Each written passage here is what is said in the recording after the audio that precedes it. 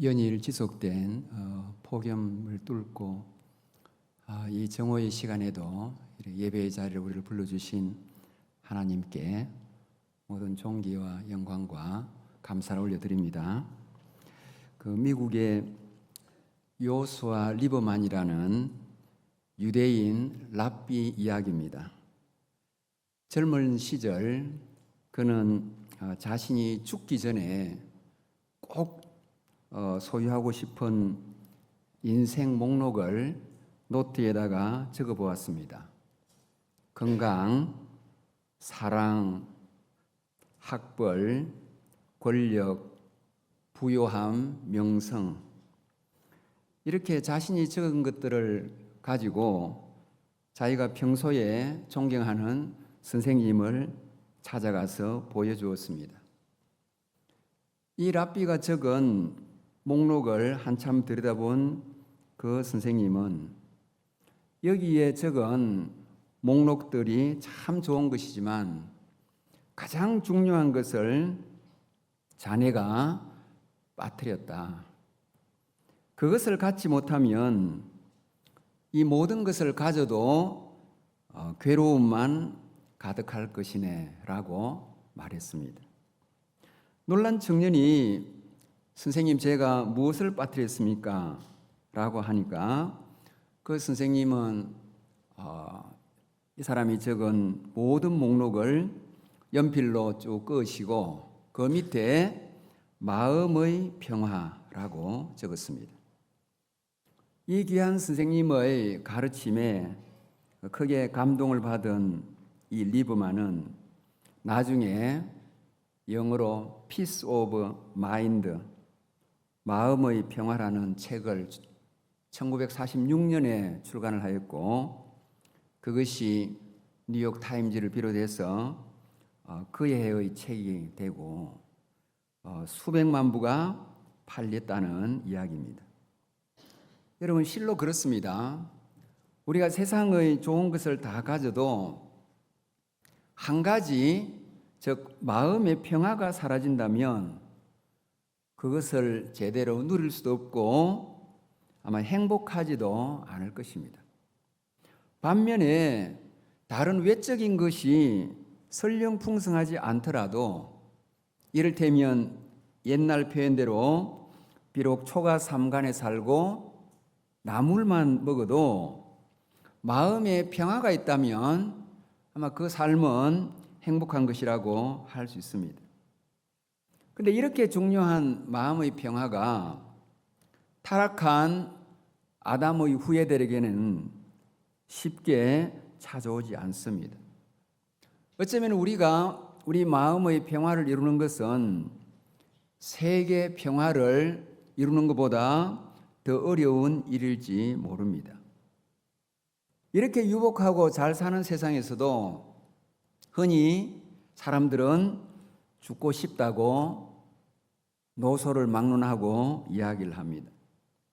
이렇게 죽고 싶다고 아우성치는 그분들의 이유는 육체가 힘들거나 삶이 어려워서라기보다 대개 마음이 괴롭고 마음이 힘들어서 죽고 싶은 것이라 해도 틀리지 않을 것입니다.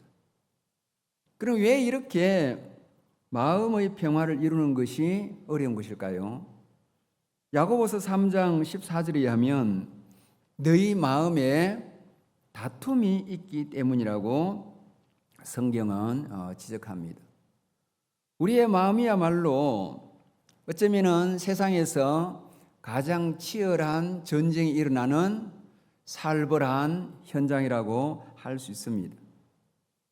비록 예수님의 제자라 하더라도 도마는 자기 마음에 의심과 신앙의 다툼이 일어났고 그리고 사도 바울의 마음에도 그의 말처럼 육의 사람과 영의 사람 간에 갈등이 일어났습니다. 우리가 마음의 평화를 이룩하지 못하는 것은 이러한 우리 내면의 전쟁, 투쟁도 있지만 많은 경우에 우리 마음에 염려의 그림자가 염려의 구름이 덮여 있기 때문이라고 할 수 있습니다. 우리 인생은 늘 염려와 걱정에 사로잡혀 있습니다.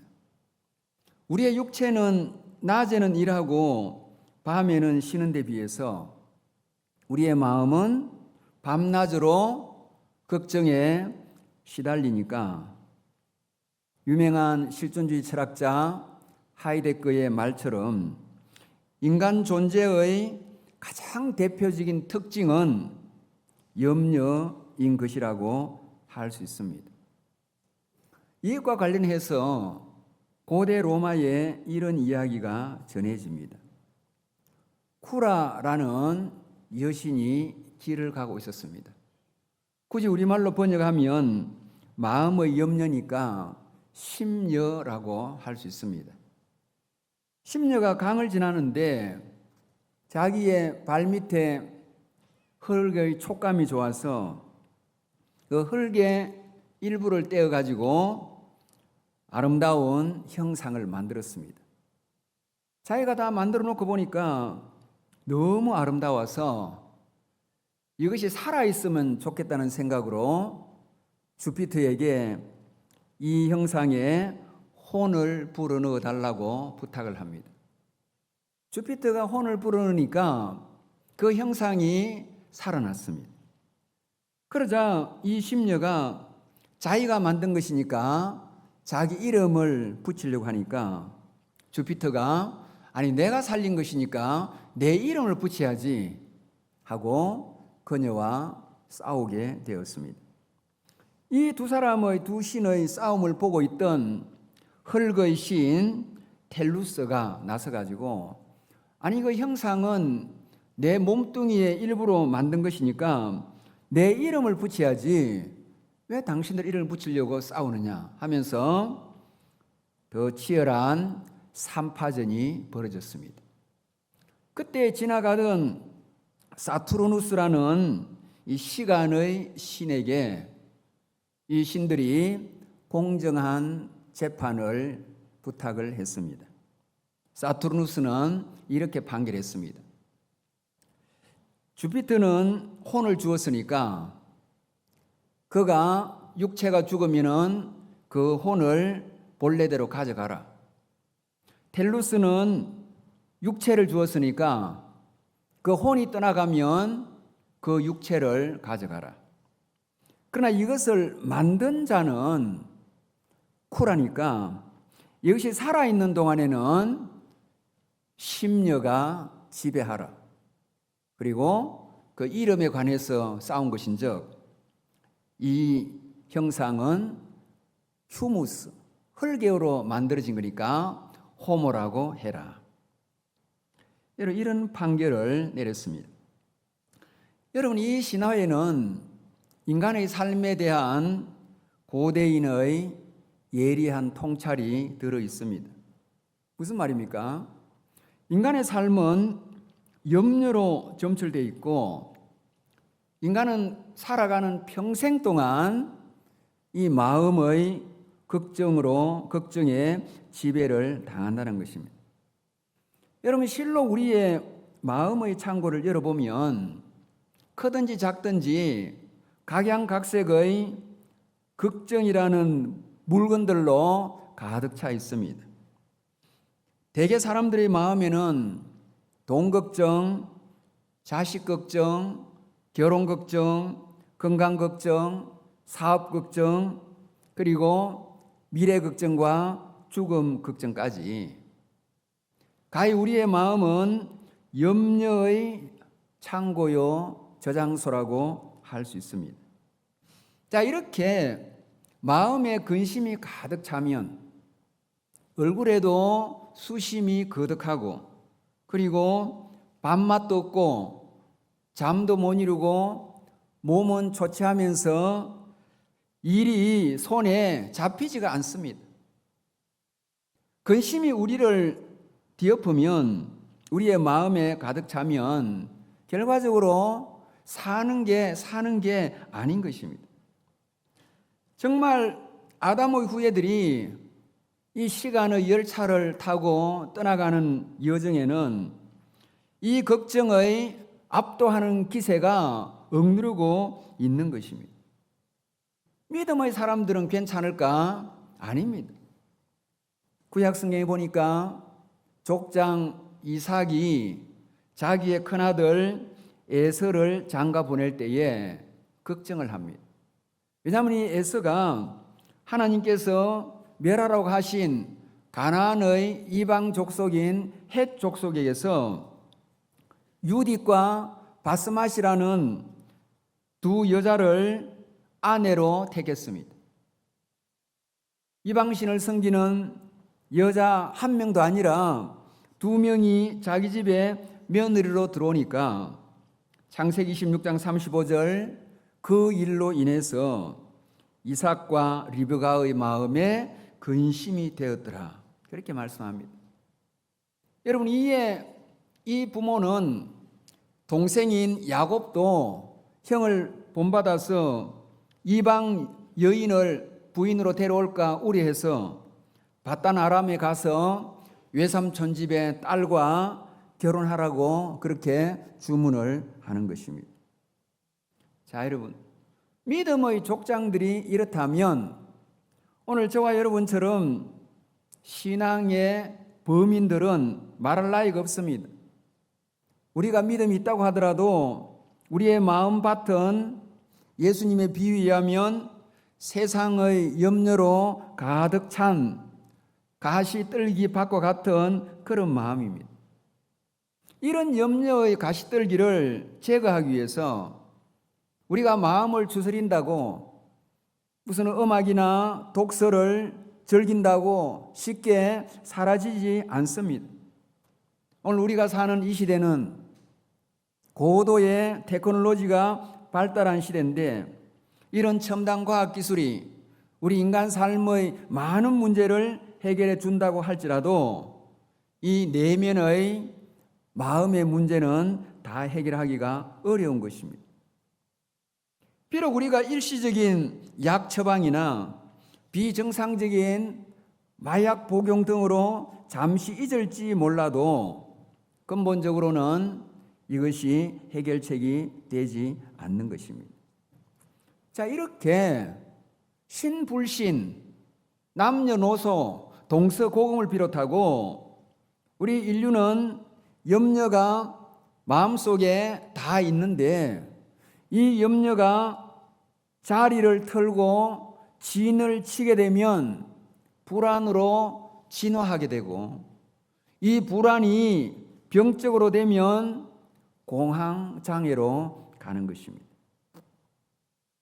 여러분, 따라서 1, 2차 대전의 전쟁의 암울하고 처참한 역사를 경험했던 독일 같은 유럽인들에게 앙스트, 불안이라는 말은 그들에게 익숙한 삶의 정황이었습니다.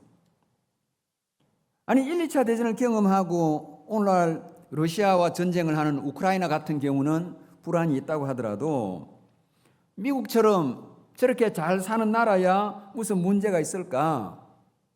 미국의 대표적인 영화 중에 하나인 람보가 나오는 람보 같은 영화가 상징하듯이 미국은 세계 제1의 강국으로 힘있고 잘 살고 늘 당당하고 그리고 건강한 낙천주의가의 맥박이 치는 그런 나라인데 불안하고는 거리가 멀어 보입니다. 그런데 어떻습니까?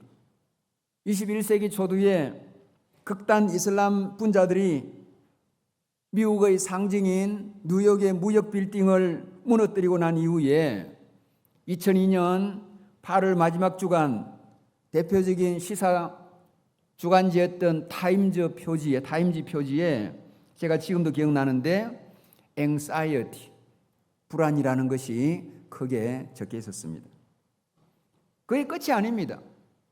그로부터 정확하게 20년이 지난 2022년 10월 셋째 주 타임지와 함께 대표적인 주간지인 뉴스위크지에도 코로나가 극에 달한 당시에 The Anxiety Epidemic이라고 불안이라는 표제를 앞에 단 것입니다. 자, 여러분, 불안은 어느 한 시대에 어느 한 지역에 국한된 것이 아니라 모든 시대에 모든 지역에 광범위하게 보편적으로 펼쳐진 일반적인 현상입니다. 그러면 불안의 실체가 무엇입니까? 도대체 우리가 염려하고 불안하면 무엇 때문에 불안한 것입니까? 아마 몇 가지가 보이는데, 첫째는 존재로 있지만은 비존재로 돌아갈 것 같은 죽음의 불안입니다. 나에게 내일이 있을까? 시간의 열차에 타고 가고 있는 지상의 모든 인간들에게 언젠가 그 열차에서 내릴 때가 있기 때문에 그것에 대한 죽음의 불안이 우리의 내면 속에 내재하고 있다고 할 수 있습니다. 그러면 아직 갈 길이 많이 남아있는 자들에게는 무슨 불안이 있을까? 그들은 어떻게 살아갈지, 어떻게 이 나의 미래를 헤쳐갈지 하는 삶의 불안이 있습니다.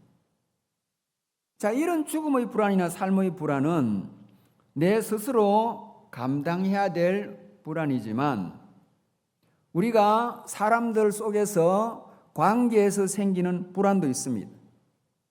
혹시 내 곁에 있는 사람이 나를 떠날까? 혹시 같이 살던 내 반려자가 먼저 떠날까? 나는 홀로 내버려져 가지고 고독하고 고독사하지 않을까?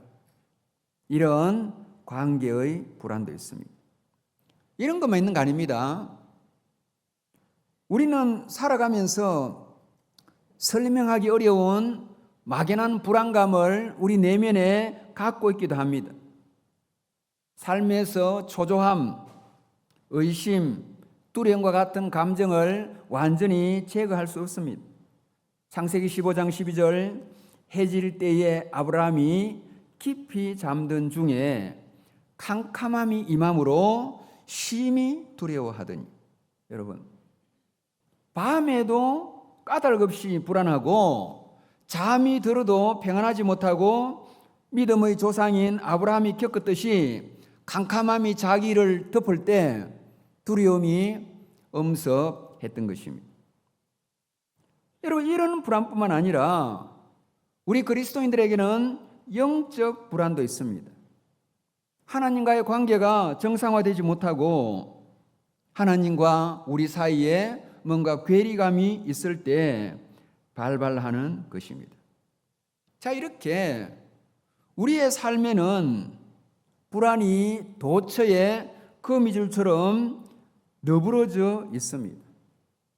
어떤 종류의 불안이라고 하더라도 그것은 결국 우리의 마음을 어둡게 하고 우리의 삶을, 육체를 무너지게 하고 우리의 삶을 붕괴하게 하기도 하며 1970년 중반에 독일에서 나온 영화의 제목처럼 불안은 우리의 영혼을 잠식합니다. 그러면 이렇게 다양한 불안이 도대체 어디에서 나온 것이며 그 근원은 무엇일까? 불안의 개념이라는 책을 쓴 키에르케고르에 의하면, 물론 그가 성경을 따라서 하는 이야기인데, 불안의 기원은 인간의 원죄입니다. 에덴 동산에서 뱀의 유혹에 넘어가 선악과를 따먹어서 추방된 아담과 하와의 우리의 그 잘난 조상들의 원죄는 그 이후에 그의 후손들의 인류의 삶과 역사를 지배한 본원적인 불안입니다. 여러분, 따라서 원죄는 불안의 심연을 구성합니다. 인간은 먼저 자기가 지은 죄에 대한 하나님의 심판에 두려워하고 불안감에 뜹니다. 그리고 무엇보다 하나님과의 관계로부터 단절되어 놓으니까 홀로 된 인간에게 찾아오는 것은 불안인 것입니다. 자, 그러면 이제 우리가 이런 불안을 어떻게 보고 어떻게 헤쳐가야 할까? 그것에 대책에 대해서 말씀드려 보겠습니다. 여러분, 첫째는 염려와 불안이 꼭 부정적인 것만 아니라는 겁니다. 왜냐? 세상에는 별 생각 없고 의식 없이 욕망대로 살아가는 이들도 있습니다. 우리가 이사야서에 보면 이 구약의 대표적인 선지자 이사야가 당시에 이스라엘의 귀족의 부인들, 우상을 섬기고 화려함에 취해가지고 생각 없이 하루하루 살아가는 그 여인들을 향해서 너희 안일한 여자들아, 너희 염려 없는 자들아, 떨지어다 당할지어다. 이사야 32장에는 감각이 없는, 개념이 없는 귀족 부인들을 향해서 이사야가 이 이야기를 반복적으로 합니다. 그게 무슨 말입니까? 아무런 염려도 없고 잘 살고 형통하고 재물도 많고 유복하니까 그냥 하루하루 욕망대로 생각 없이 의식 없이 안일하게 살아가는 거지. 그럼 반대로 염려하고 불안하다는 것은 무슨 뜻이냐 하면, 그래도 염려하고 불안한 이들은 자기 인생에 대해서 진지하게 고민하고 미래에 대해서 준비하고 그렇게 살아간다는 뜻입니다. 내가 염려하고 불안해한다? 그거는 내가 좋은 사람이라는 뜻입니다. 그 다음에 여러분 더 나아가가지고 이 불안이라는 것은 반성적인 성격을 지니고 있기 때문에 결국 우리가 불안하면 내 삶을 돌아보게 되고 좀 더 열심히 일하고 좀 더 의질게 살려고 하고 그리고 좀 더 신앙적으로 살도록 우리가 그러한 결심을 할 수도 있습니다. 자, 그럼에도 불구하고 하여튼 불안과 염려와 불안이 우리 삶에 드리워져 있으면 제가 사는 게 아니라고 했듯이 이것을 결국 거둬야 되고 이러한 늪에서 벗어나야 한다고요.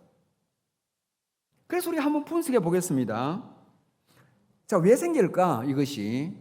저와 여러분의 삶을 과거, 현재, 미래로 시간적으로 구분해 볼 수가 있을 겁니다. 과거는 지나간 것입니다. 그것이 좋든 화려하든 아니면 누추했던 마음을 써봤자 바꿀 수 없는 지나간 일입니다. 자, 그러니까 과거에 대해서 염려하거나 불안할 필요도 없고 이유도 없겠지요. 굳이 지나간 과거에 대해서 마음을 썼다면 후회와 회한에 잠기는 것 외에는 없을 겁니다. 다음으로 우리의 현재는 어떻습니까? 현재는 이미 부닥치고 있는 현장입니다. 일이 되든지 안 되든지, 뭐 성공한지 안 성공한지, 합격한지 불합격한지 지금 하고 있는 중이기 때문에 불안이고 마음 쓸 이유도 없이 그냥 헤쳐가는 겁니다. 그러면 왜 염려하고 불안할까? 그거는 미래 때문입니다. 과거와 현재는 이렇게 접근할 이유도 없는 것이고 하지 않는 거지만은 가만히 보면 염려하고 불안해하는 것은 그것이 10년 뒤든 그것이 나의 노후든 그것이 한 달 뒤든 아니면 당장 1시간 뒤라도 미래에 대한 일이라고요. 자, 따라오십시오. 무슨 뜻입니까? 결국은 미래에 대한 것은 아직 일어나지 않은 일에 대한 거라고요. 그럼 아직 일어나지 않은 일을 괜히 내가 내 생각으로 추정을 하고 예측을 해가지고 발생하는 것이기 때문에 염려와 불안은 아직 다가오지 않은 것에 대해서 괜한 추측의 결과물입니다. 자, 무슨 말입니까? 내가 괜히 추측해서 그렇지 그렇게 될지 안 될지 모르는 것이고요. 내가 생각한 대로 그런 일이 일어날지 안 일어날지도 모르는 것이니까 실체는 없는 것이고 내 마음으로 그려낸 허상에 불과하다고요. 그러니까 이 염려와 불안이라는 것은 내가 괜히 마음으로 부정적인 미래를 예상해가지고 실체도 아닌 허상을 만들어 놓고 그것에다가 내 스스로를 예속시키는 어리석은 일인 겁니다. 여러분, 그런데 우리가 한번 되돌아봅시다. 우리 인생을 되돌아보면 내가 미래에 대한 그림을 그려놓고도 그 나의 예측이 맞은 적이 별로 없습니다. 우리의 예측대로 내 인생이 풀려가는 것도 아니고 나의 예측대로 그렇게 나의 예측이 정확한 것도 아니라는 것을 우리는 짧은 우리의 삶 동안에도 수도 없이 경험해 왔습니다. 왜 그렇습니까?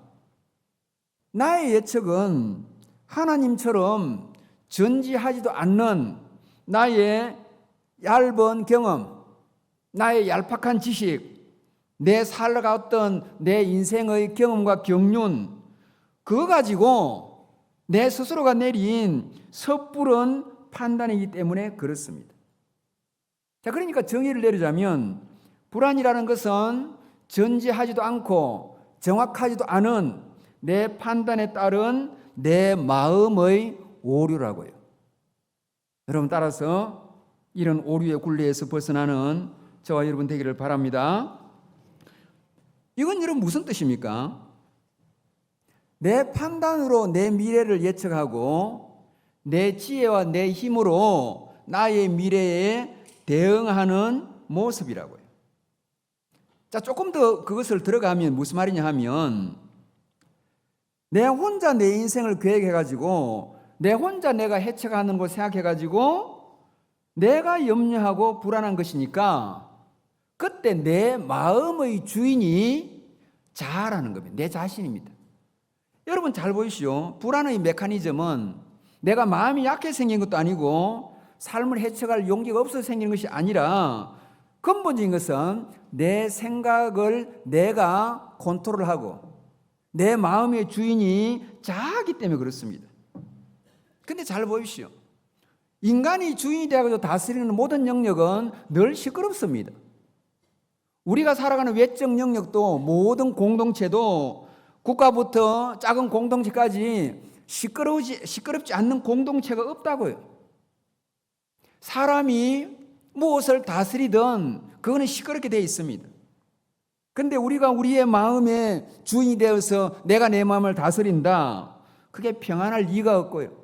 그러니까 내 마음을 내가 다스리니까 그 마음에 분노가 있고 시기가 있고 질투가 있고 교만이 있고 자긍이 있고 도둑하고자 하는 마음이 있고 음란한 마음이 있고 탐심이 있고 그리고 걱정과 염려와 불안이 지배하는 거라고.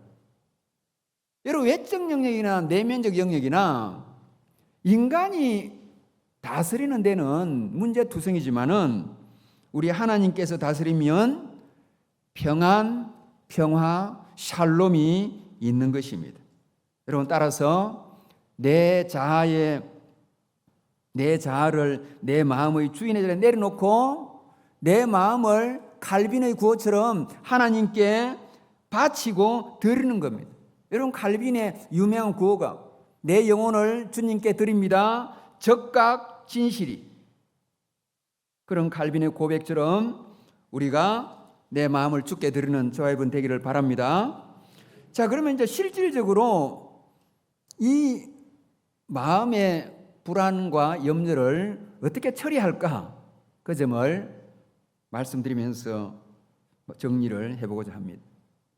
우리 인생의 모든 문제는 하나님과의 관계에서 답을 찾지 않으면 안 됩니다. 사실 내 삶의 평화도 주께서 주셔야 되고요. 내 내면의 평화도 주님이 강물 같은 평화도 주님이 주셔야 되기 때문에 내 고질적인 불안증도 주님과의 관계에서 해결해야 됩니다. 그럼 우리 주님을 한번 생각해 보십시오. 우리가 흔히 내가 이러한 어려운 상황에 처하면 내 마음을 내 남편도 내 아내도 내 부모도 내 자식도 우리 목사님도 아무도 모른다고 생각해서 더 외롭고 더 불안하게 마련입니다. 그런데 우리 주님은 지상의 삶에서 십자가형을 앞두고 몸소 고민해 보신 경험이 있고, 따라서 우리의 삶의 형편도 아시지만은 불꽃 같은 눈으로 우리 깊은 내면의 어두운 세계도 주님은 알고 계신다고. 그러면서 우리 주님이 하시는 말씀이 아주 분명한 의도로 염려하지 말라. 왜 염려하지 말라고 하는가? 주님 스스로가 답을 주시는데, 첫째는 주님이 성경에 나옵니다. 네가 염려하다고 키가 한 자는 더 자라느냐? 그러니까 네가 아무리 염려하고 걱정해봤자 염려와 걱정 자체가 상황을 달라지게 하지는 않는 거다 이거죠. 괜히 왜 염려를 왜 하고 있느냐? 어리석은 짓이고 쓰잘데없는 짓이라고 지적을 하시고, 두 번째는 왜 염려하지 말라고 하냐면 네가 뭐가 필요한지, 네가 살아가는데 뭐가 필요한지 너의 필요를 하나님께서 다 알고 주시는데 왜 괜한 걱정을 하고 있느냐 이거죠.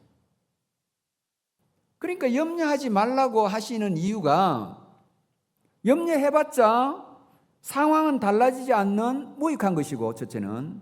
둘째는 그렇게 걱정할 필요도 없고 하나님이 내 형편을 잘 아시기 때문에 너에게 필요하다면 알아서 주시는 거니까 왜 그렇게 연차 그렇게 염려하느냐라고 하는 것입니다. 여기서 뭘 깨달을 수 있습니까? 우리의 마음의 걱정과 염려는 어리석음의 행동이든지 아니면은 불신앙의 소치라는 겁니다. 두 번째로, 주님은 더 나아가서 두려워하지 말라, 불안해하지 말라는 거죠. 거기에 대해서도 주님은 답을 주십니다. 왜 불안하지 말을 건가? 첫째, 내가 세상을 이겼다. 네가 세상에서 제일 겁나는 게 죽는 걸 건데, 또 아니면 죽는 거 아니면 세상에 살아가는 걸 건데, 아니 내가 세상을 이겼는데 세상이 다 두려워하는 죽음, 그 부활로 극복한 거고 영생으로 답을 준 건데 뭐 겁낼 게 뭐가 있느냐.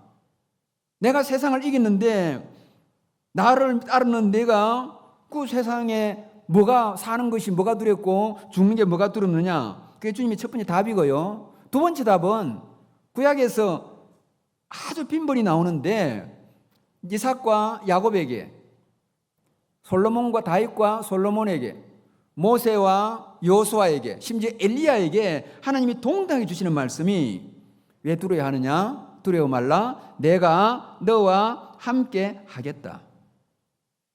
그러니까 두려워하지 말라는 것도 세상에서 죽는 거 사는 거 두려워하지 말고, 그 다음에 네 앞길에 대한 불안을 할 필요 없는 게 네가 어디로 가든지 내가 너와 동행하는 거죠.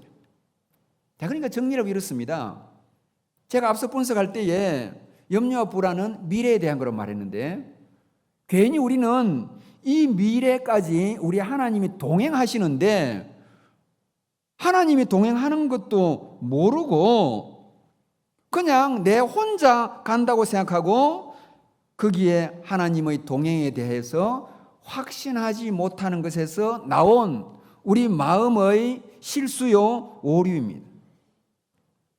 자, 그렇기 때문에 이제 우리가 이 말씀에 딱 비춰보면 답이 나왔지요.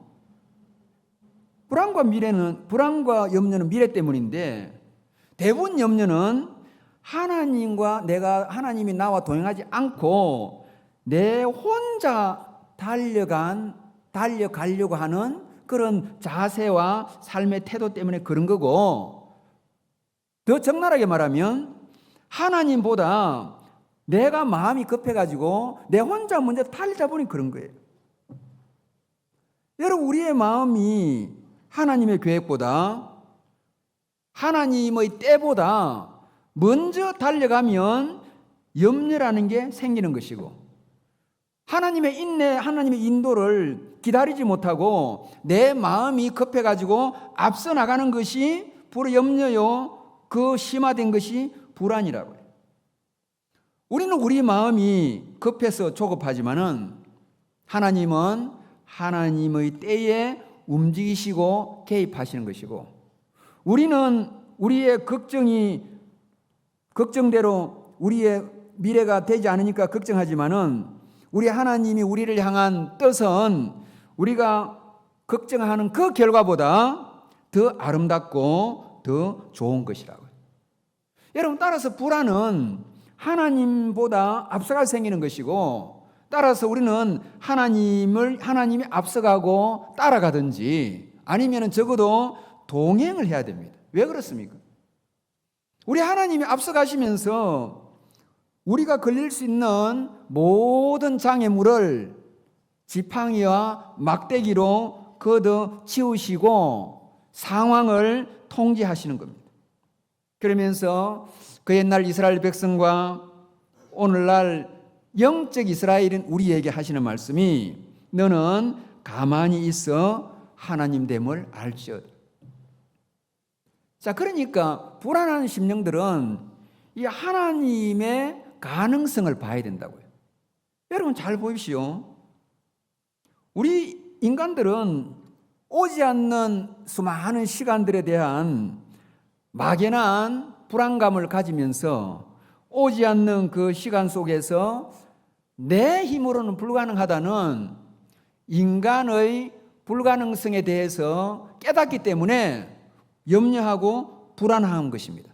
다시 말하면 나의 가능성이 한계를 직면하는 데서 염려가 나오고 불안이 나오는 것이라고요. 그러면은 이것은 절망의 시간이 아니라 다른 하나의 가능성이 열리는데 그것은 하나님의 가능성이라고. 여러분, 따라서 우리는 우리의 가능성이 한계에 빠져가지고 절망감이나 패배감에 사로잡히지 말고 하나님의 가능성을 바라보면서 그것으로서 문제도 해결하고 마음의 평화도 유지해야 된다. 바로 이 점을 적나라하게 깨달은 베드로가 이렇게 말합니다. 그러므로 하나님의 능하신 손 아래에서 내가 겸손하면 된다 이거지. 괜히 네가 나서 가지고 네 스스로 모든 걸 장악해 보려고 고만하게 그렇게 방정 떨지 말고 하나님의 손이 너를 이끄니까 그 앞에서 네가 겸손하고 그러면 어떻게 되느냐? 때가 되면, 즉 하나님의 때가 되면 너희를 높이시리라. 이런 하나님의 가능성의 은혜를 받는 저와 여러분 되기를 주의 이름으로 축복합니다. 이제 말씀의 결론을 내립니다. 제 이야기를 하나 하고 마무리를 지으려고 합니다. 저의 어머님은 오빠가 2분 계셨어요. 그 저의 큰 외삼촌들은 일제의 암울한 시절 일본에 성공하기 위해서 일본으로 건너가 일본 고베의 큰 건축회사로 성공을 합니다. 1970년 일본 오사카 박람회가 열리자 이 외삼촌들은 자기들의 많은 형제 자매 가운데 가장 막내이고 10대 때 헤어졌던 저희 어머님을 일본으로 초청을 했습니다. 2주간 동안 부산에서 떠나셔가지고 2주간 동안 일본을 다녀오신 후에 어머님이 안전하게 귀국하시면서 큰 선물 보따리를 가지고 오셨습니다. 어머님이 귀국하시는 날 일본의 외삼촌들의 소식도 듣고 거기서 가져온 선물들을 받기 위해서 별로 그동안 찾아오지 않았던 먼 친척까지 우리 집으로 총 출동을 했습니다. 우리 대충마루에 친지들이 다 둘러앉자 어머님께서 일본의 오빠들의 소식을 전하면서 그분들이 우리에게 준 선물을 드리겠다고 큰 보따리를 풀기 시작했습니다. 주로 그 안에 옷이 많았는데 선물들을 친지의 가족에 따라서 하나하나 나누어 주셨습니다. 저는 중학생이었는데 돌아와 보니까 어머님이 귀국하셨고 많은 친지들에게 선물 나눠준 장면이 제 눈에 들어왔습니다. 저는 가만히 뒤에 앉아서 지켜만 보았습니다.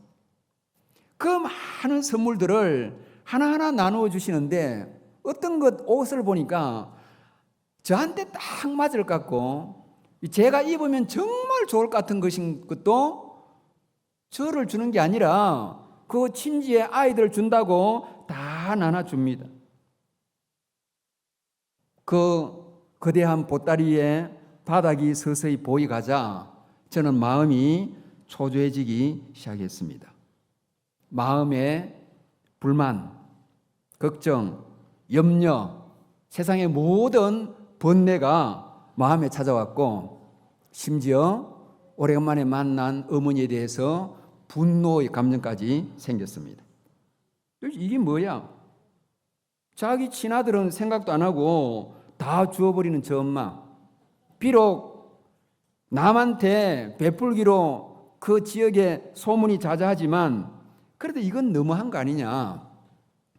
억울한 마음이 찾아왔습니다. 결국 보따리에 바닥이 다 나버렸고, 물건을 받아서 기분이 좋은 친지들은 썰물처럼 다 빠져나가 버리고 말았습니다. 그제서야 우리 어머니가 저를 발견했습니다. 저를 와락 껴안으시고 아이고 우리 새끼 잘 있었느냐 이러면서 제 손을 잡고 방으로 들어가서 벽장문을 여셨습니다. 그 벽장 안에 감춰둔 작은 보따리가 하나 있었다고요. 그걸 딱 끄집어내시는데 그 안에 3가지가 들어있습니다. 하나는 하얀 털잠바. 저는 지금 세상에 뭐 일본이고 독일이고 영국이고 미국이고 온 세상을 누볐지만은 그때 본 이런 아름다운 털잠바를 본 적이 없습니다.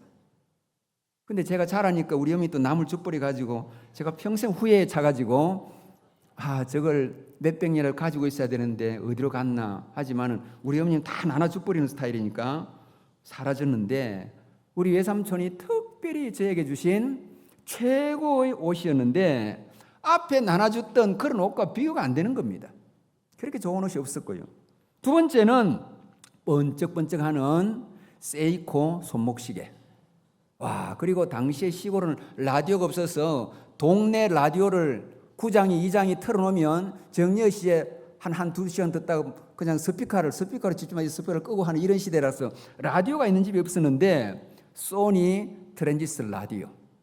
자, 여러분, 자기 아들한테 이 좋은 것을 주는 걸 친지들이 있을 때 했으면은요, 친지들이 정말 불만이 많았을 거고 그들의 눈치도 보였기 때문에 그들이 집에 들어닥치기 전에 아침 일찍이 지혜로운 우리 어머니는 3대 독자인 아들에게 주려고 가장 좋은 것들은 은밀하게 감추어 두셨던 겁니다.